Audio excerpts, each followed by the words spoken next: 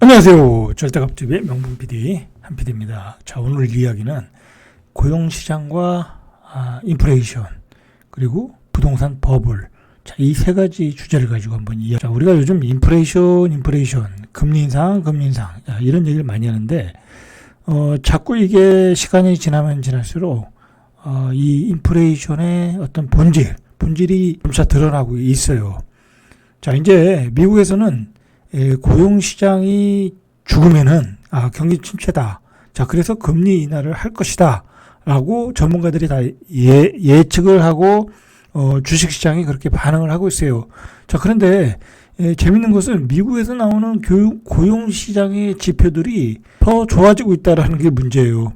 자, 제가 이 이야기는 얼마 전에 프로그램에서 이야기했어요. 이 고용시장의 문제가 아마도 코비드와 기후변화, 그 다음에 세계화의 문제와 관련이 있다. 자, 그래서 그 노동력 부족 현상이 일어나서 고용시장에서 임금이 계속 올라가고 있다. 고용인구가 부족한 현상이 나타나고 있다. 그게 인플레이션과 연결이 되고 있다라고 이야기를 했어요. 자, 오늘 그런 문제에 대해서 한번 구체적으로 나온 지표와 어떤 시장의 반응, 그리고 부동산 시장까지 한번 자연스럽게 한번 연결해 보도록 하겠습니다. 자, 여전히 노동시장에서 수요가 공급을 앞지르고 있다라고 연준에서는 지금 판단을 하고 있어요. 연준에서 걱정했던 것은 코비드 이후에 어떤 고용시장의 실업률이 높아지는 거였는데 오히려 높아지고 있다라는 거예요. 자, 그건 왜 그러겠어요? 자기들이 어마어마한 돈을 풀었잖아요. 자, 그걸 실업급여를 줬잖아요. 어떤 사람이 목숨의 위협을 느끼면서 일을 하겠어요. 그냥 주는 돈 받아서 생활하는 게 낫겠죠. 자, 결국 이제 연준이 돈을 너무 많이 풀어서 그런 거예요. 자, 거기다가 미국과 중국 간의 갈등으로 이민자 수는 줄었고, 그리고 중요한 거는 15세에서 45세 생산 가능 인구 속도가 둔화되고 있다라는 거. 둔화되고 있더라고요. 이거는 출생률에 관한 문제는 전 세계적인 문제잖아요. 가장 극심한 나라가 우리나라이고, 우리나라 지금 집단 자살로 가고 있어요. 0.79인가요? 0.79. 자, 그 집단 자살로 우리나라는 가고 있어요. 그 집단 자살의 원인은 부동산 버블이다라고 얘기했죠. 자, 코비드와 고령화, 세계화의 붕괴. 자, 이러한 새로운 환경이 새로운 고용시장 을 만들어 놨다. 자, 그 고용시장을 만들어 놓은 것 때문에 인플레이션은 더 증가하고 있다라는 거예요. 자, 파월 의장은 임금 인상폭이 물가 상승폭보다 앞서고 있다라는 거예요. 지금 뒤에서 보겠지만 임금 인상폭이 7.6%라는 거야. 자, 물가 인상폭이 몇 프로예요? 6% 그렇잖아요. CPI 지수가. 자, 그러니까 이 임금 인상폭에 대한 어떤 딜레마가 생긴 거야. 연준 입장에서도. 근데, 고용하는 사람들 입장에서도, 집값 렌트비가 어마어마하게 올라갔잖아요. 미국 같은데. 우리나라는 당연히 부동산 버블이 꼈으니까, 부동산 집값이 폭등하니까 임금을 또 안 올려줄 수 없는 거야. 그리고 원자재값 올라가지, 기본 식료품비 올라가지. 자, 이러니까, 자, 이런 상황을 보면은 결국은 이 인플레이션을 잡기가 쉽지가 않다라는 거야. 내년 정도면은 금리 인하를 해야 되는 거 아니냐, 그런 요구를 하지만은 그게 쉽지 않은 상황이라는 거야. 임금 인상폭이 올라가면 인플레이션 압력을 받기 때문에 금리 인하를 할 수가 없다라는 거야. 지금 이런 큰 문제 속에 있다라는 거예요. 자, 파월 의장은 임금을 올리는 것은 노동시장의 지속 가능성을 위해서는 임금 스펙트럼에서 저임금 계층의 파월 의장은 이런 임금 인상은 좋은 일이지만 노동시장의 지속 가능성을 위해서는 임금 스펙트럼 하에서 저임금 계층의 실질 임금 인상이 있어야 된다고 설명했다라는 거예요. 그러니까 너무 많은 임금 인상을 하면 안 된다라는 이야기예요. 그 얘기는 임금 인상 속도를 잡지 않고서는 물가 안정이 어렵다. 물가 안정이 어렵다고 한다면 금리를 인하할 수 없다라는 이야기예요. 그러니까 우리는 지금 물가 안정을 기다리고 있지만은 임금 인상폭을 생각하면 이게 쉽게 해결될 문제가 아니라는 거야. 이게 본질이야, 이게. 그러니까 연준에서 금리 인상 속도는 늦추겠지만 고금리의 지속은 당분간 유지할 수밖에 없다라는 거잖아요. 그러니까 결국은 임금 인상이 되려고, 아니 저기 물가 금리 인하를 하려고 하면 이 노동 시장에 어떤 많은 공급이 들어와야 된다라는 거야. 자, 그게 핵심인 거예요. 노동 시장에 많은 인력들이 돌아야 된다. 자, 그게 쉽지 않다라는 거예요. 지금 문제는. 자, 그래서 피크아웃 기대에도 갈 길이 멀다. 고물가, 고착화 우려, 이런 얘기들이 보고서에서 나오고 있어요. 지금. 스탠다드 푸어스의 글로벌 보고서, IMF 보고서에도 이 고물가, 고착화가 나오고 있는 배경에는 바로 이러한 고용시장의 문제 때문에 그런 거예요. 자, 이게 본질이에요. 자, 미국 연방준비제도가 선호하는 물가지표 CPI, PCE 지수가 계속 꺾이고는 있죠. 소폭 꺾이는 거로 나타나지만 여전히 갈 길이 멀다라는 거예요. 패드는 이제 2%의 목표치를 설정하고 가는데, 자, 이런 임금 인상으로 인해서 당분간 고물가 추세가 불가피하다는 얘기가 불가피할 것이라는 어떤 보고서들의 이야기예요. 오늘 밤에 이제 미국에서 고용 지표가 나왔는데 11월 고용 지표는 예상보다 탄탄했고 금리 인하에 대한 기대가 이제 물거품이 되었다는 얘기예요. 자, 그 고용 지표를 보니까 연방준비제도의 어떤 공격적인 긴축에도 불구하고 미국의 일자리 상황은 예상보다 얼마나 좋았냐면 11월 비농업, 그러니까 서비스나 어떤 제조업 자리에서 26만 3천 개가 증가했다고요. 그래요. 자, 이는 시장 전망치 20만 명보다 더 증가했다라는 거야. 그러니까 한 6만 3천 명 정도가 고용 인력이 모자랐다라는 거예요. 자, 앞서 10월 일자리는 28만 4천 개. 자, 10월보다는 좀 줄어들었죠. 아무래도 이제 경기 침체로 가니까. 자, 여가 및 접객 업종의 일자리는 한 8만 8천 개 늘었고, 의료는 4만 5천 개, 정부는 4만 2천 개, 건설은 한 2만 개, 실업률은 전달과 똑같은 한 3.7% 정도. 그러니까 실업률이 늘질 않고 오히려 사람이 모자르다라는 거예요. 자, 이제 물론 지금 이제 빅테크 기업들이 최근에 막 사람을 자르고 있잖아요. 자, 이제 이러면은 이제 일자리 전망치가 좀 줄어들겠죠. 다음 달에는. 미 상무부가 이를 공개한 10월 미국 개인 소비 지출 PC 가격 지수가 전월 대비 한 6.0%, 9월이 6.2%니까 전월 대비보다는 떨어졌어요. 그래서 피크아웃을 기대를 했죠. 자, 변동성이 큰 식품과 에너지를 제외한 근원 PC 또한 전월 동월 대비 5.0%, 전월 대비 0.2%밖에 안 올랐는데 목표치 2%에 비교하면 여전히 높은 수준이라는 거예요. 그러니까 둔화세가 미비하다라는 거예요. 그래서 지금 이제 S&P 글로벌 보고서에 의하면 과거 CPI, PCE 상승률이 둔화됐다가 다시 가속화되는 사례도 있다라는 거예요. 그러니까 이게 앞으로 몇 개월 동안 이 둔화세가 미비하다라고 하면 다시 상승한다라고 하면 이제 주식시장은 다시 깨지는 거예요. 이제 그렇게 보셔야 돼. 그래서 둔화된다고 피크아웃 쳤다고 그냥 막연히 그렇게 생각하시면 안 돼요. 그걸 하락 추세로 보면 안 되고, 어쩌면 어떤 조정 구간에 다시 재상승할 수 있다라는 것도 꼭 염두에 두시고 주식시장에 대응을 하셔야 돼요. 주식시장은 당분간 박스권 장세예요. 어느 정도 올라갔다가 박스권 장세라 앞으로 내년 최소한 내년도까지는 큰 시세를 내질 못해요. 이제 그렇게 대응하기 위해서는 이런 지수들을 잘 보셔야 돼. 자, 이 문제는 뭐냐면 임금 인상인데 노동자 임금이 큰 폭으로 뛰었다라는 거야. 사람이 모자르니까 임금을 올려줄 수밖에 없죠. 자, 11월 한 달 동안 시간당 임금이 0.6% 상승. 시장은 한 0.3%를 올려줄 거라 예상했는데 0.6%가 올라졌다는 거야. 참, 미국은 이런 걸 참 조사를 잘해요.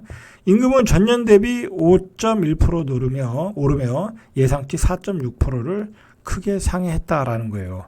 자, 미주의 알렉스 펠레 이코노미스트는 이는 노동시장이 여전히 너무 타이트해 매우 점진적으로 냉각되고 있다는 것을 보여주는 것이라며, 이는 경제 회복력이 있기 때문에 더 많은 금리 인상과 제한적 정책을 더 오래 견딜 수 있다는 것을 시사한다. 이 얘기는 뭐예요? 이제 경제가 아직도 회복력이 강하기 때문에 물가가 떨어지지 않는다. 그러니까 이제 금리 인상 정책이 지속될 수밖에 없다라는 얘기예요. 이게 우리가 일반적으로 페커는 뭐 내년 정도, 내후년 정도의 금리 인하가 금리 인하 어떤 스케줄이 나오지 않겠냐 그렇게 생각을 하는데 그게 그렇지 않다라는 거예요. 지금 수치들을 보니까 임금 인상이나 고용 시장이나 그리고 전문가들 이야기를 다 퍼즐을 맞춰 보니까 굉장히 고금리가 유지될 수밖에 없다.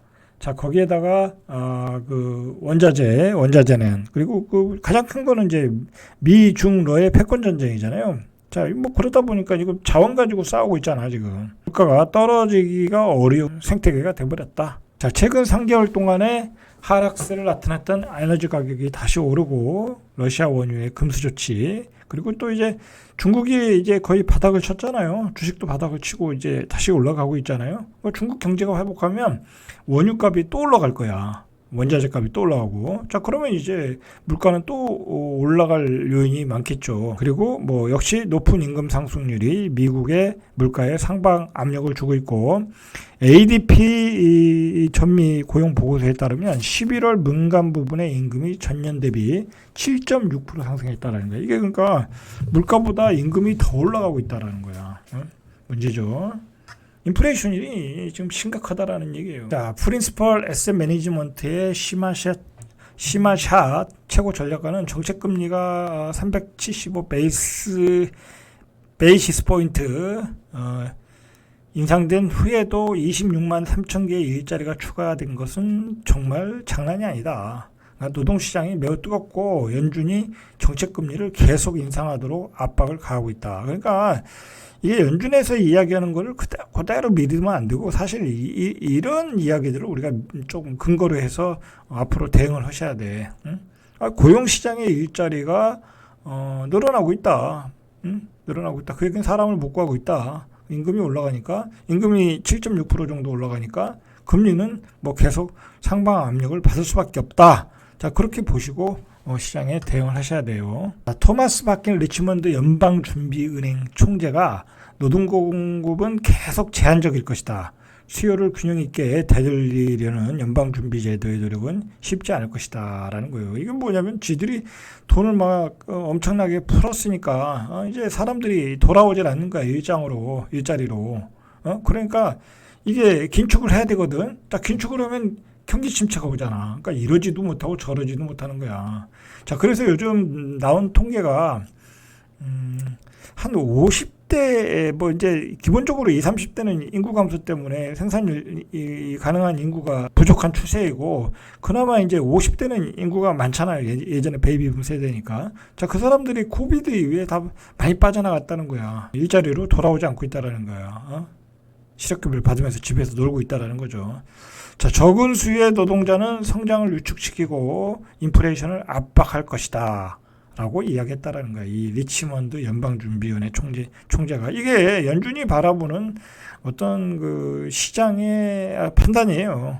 자, 코로나19 팬데믹 이후에 확장 재정. 그러니까 이게 유동성 완화 때문에 노동력 부족 현상은 당분간 지속될 것이다. 그러니까 방법은 하나밖에 없어. 긴축. 금리 올리는 것밖에 방법이 없어. 금리를 올리면 어떻게 되겠어요? 그 렌트비가 올라갈 거 아니야. 그 집값이 모기지 금리가 올라갈 거 아니야. 그럼 빚을 갚으러 나올 거 아니야. 집에서 놀고 있는 노동자들을 집 밖으로 끌어낼 수 있는 거, 노동 현장으로 끌어낼 수 있는 것은 결국은 금리 인상, 긴축밖에 없다니까. 그러니까 결국은 그렇게 갈 수밖에 없다니까. 결국은 경기 침체를 가야 이 시장은 살아나는 거야. 참 역설적이죠. 그런 거 보면. 자, 그래서 내년에는 경기 침체가 온다. 그런 얘기를 하는 거예요. 그러니까 그 경기 침체가 오는 것은 뭐 당연한 거로 받아들이고 대비를 하셔야 돼. 그러니까 부동산 시장은 당연히 안 좋은 거지, 내년에는. 그죠? 그렇잖아요, 지금. 당연한 거잖아요, 지금. 거시 경제로 봐도, 노동시장의 지금 구조로 봐도. 자, 박힌 총재는 그러면서 출산율이 낮아지고 있다. 베이비붐 세대는 노동력으로서 늙어가고 있다. 그렇죠? 20, 30대 30대는 출산율이 낮아지고 베이비붐 세대는 늙어서 일을 안 하려고. 자, 그 미국 같은 데는 또 실업급여가 좋잖아요. 자, 우리도 뭐 연금만 잘 나오면 사실 일을 안 하려고 그래요. 자, 그리고 팬데믹 집으로 갔던 퇴직자들은 돌아올 것 같지 않다라는 거예요. 그리고 이민 정책은 실질적으로 바뀔 것 같지 않다. 예전과 같이. 자, 그러니까 노동력 부족 현상이 나타나고 있다, 미국에서. 실업률은 3.7%로 예상률에 부합했지만 임금 상승률은 시장 예상치인 4.6%보다 전달의 4.9%보다도 높은 5.1%. 그러니까 이게 임금 인상률이 문제네. 5.1%가 나왔다라는 거야. 그러니까 시장이 올라가질 못하고 있는 거야. 지금 나스닥 시장도 계속 그 자리에서 맴돌고 있잖아요. 자, 이런 수치들이 안 좋게 나와야 앞으로 금리 인상을 하겠구나. 금리 인하를 하겠구나. 그렇게 예측 가능한 수치들이 나와야 되거든요. 안 나오니까 시장이 계속 옆에서 버벅거리고 있는 거예요. 그러니까 이게 앞으로 주식시장도 크게 시세를 내기가 어려워. 이게 박스권에서 왔다 갔다 이렇게 하시는 분들이 조금씩 수익을 내지, 이제 중장기로 간다고 사놓으면 매우 지루한 구간이 전개될 가능성이 높다라는 거예요. 이런 수치들을 보면. 이제 이런 상황, 인플레이션은 계속 지속된다. 임금 인상 때문에. 인플레이션은 계속 지속되고 금리는 계속 고금리를 유지한다. 그러면 시장에 어떤 반응이 있겠죠. 자, 주식시장은 인플레이션 압박에는 이제 어느 정도 적응을 했어요. 적응을 하고 이제 희망적인 시그널이 나오길 기다리고 있는 거야. 자, 문제는 이제 경기 침체가 계속된다라는 거잖아요. 이제 경기 침체로 갈 수밖에 없잖아요. 자꾸 이게 고금리가 지속되면 기간이 길어지면 경기 침체로 갈 수밖에 없어. 그러니까 앨런 머스크 같은 사람이 빨리 금리 내려라라고 막 소리 지르는 거 아니에요. 근데 뭐 그게 그 사람 말대로 되겠어요? 지금 거기서 금리 내렸다가는 미국 경제는 파탄이 되는 거야. 말 그대로 파탄. 세계 경제도 파탄. 고금리로 가야 되니까 또 금리를 올려야 되는 상황이 오니까 안 된다라는 거지. 자, 그러니까 경기 침체는 무조건 온다. 자, 얼마나 오느냐가 문제지. 자, 그리고 물가 폭등은 계속된다. 현재 고금리 상태가 유지되면. 자, 그렇게 되면 한계 기업은 무조건 속출한다. 벌써 지난주에 지방 건설회사 또 하나 부도났죠. 한계 기업이 나올 수밖에 없어요. 그게 이제 건설업체에서 먼저 나올 가능성이 높겠죠. 그리고 자영업자들 대출 많이 받으신 분들 벌써 막 부도가 나고 시작했죠. 그리고 자영업이 또 안 될 거 아니야, 경기 침체가 되면. 자, 그러니까 지금 굉장히 집값은 버블이잖아요. 아직도 많이 빠지진 않았잖아요. 서울 같은데. 서울 같은데 보면 정말 아직도 말도 안 되는 가격들이 너무 많아. 진짜 그거 제가 보기에는 한 7, 8년 빠질 수도 있어. 안 빠져도 그 가격을 유지할 수가 없어. 서울 같은데. 제가 이제 나중에 이야기하겠지만 어쨌든 그 버블의 가격을 유지하려고 하면 이제 고금리 유지를 해야 되니까 이제 못 버티는 매물들은 나올 거고, 그리고 이제 중도금 자체도 이제 고금리를 적용해야 되기 때문에 이제 고금리의 미분양이 증가하고, 그러니까 시장은 아무리 생각해도 안 좋아. 2023년 이 부동산 시장은 매물이 폭증할 가능성이 높다. 아무리 봐도 이게 시장이 안 좋아. 지금 제가 봤잖아요. 뭐 틀린 얘기 한 게 없잖아.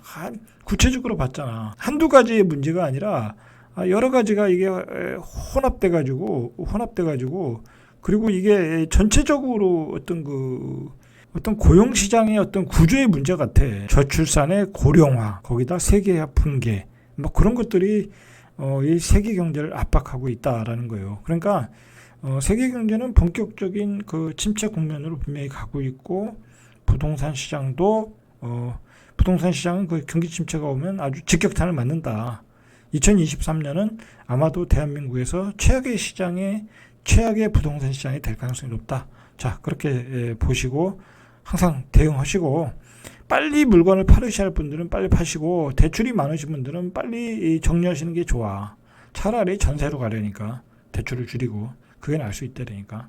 자, 오늘은 여기까지. 이상 절대값 TV의 명품 PD 한 PD였습니다.